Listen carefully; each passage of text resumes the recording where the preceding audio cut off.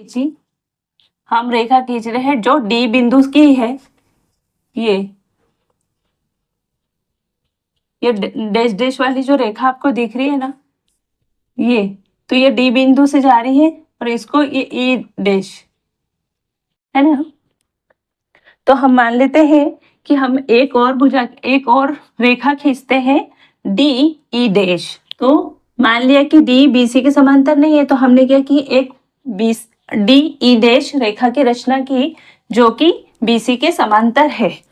अतः D E dash रेखा खींचते हैं या रेखा की रचना करते हैं जो बीसी के समांतर है। ये थोड़ी आपको तिरछी जरूर दिखेगी, लेकिन अगर मैं बिल्कुल इसके समांतर खींचती ना तो ये बिल्कुल पास पास हो जाती, तो आपको दिखाई नहीं देती, इसलिए थोड़ी थोड़ी तिरछी है। बुक में भी आप देखोगे कि थोड़ी तिरछी ली है, डॉटेड लाइन है ना।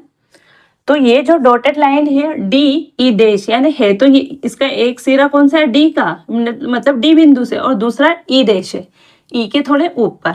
और मान लिया कि डी ई डैश क्या है, बी के समांतर है। इसको इस तरह से खींचा कि बीसी के समांतर है, यानी डी ई डैश समांतर है बीसी के।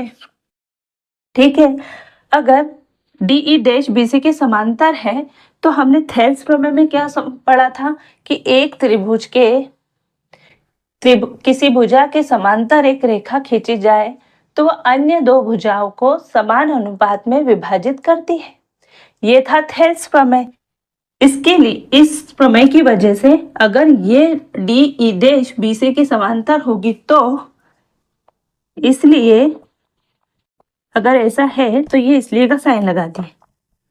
ये चूंकि ऐसा है, हमने खींची ऐसी, इसलिए क्या होगा, ए, ये बिंदु तो डी है, डी ए डी बटे डी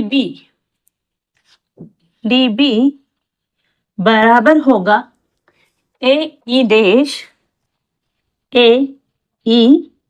के और बटे ए ई डैश सी।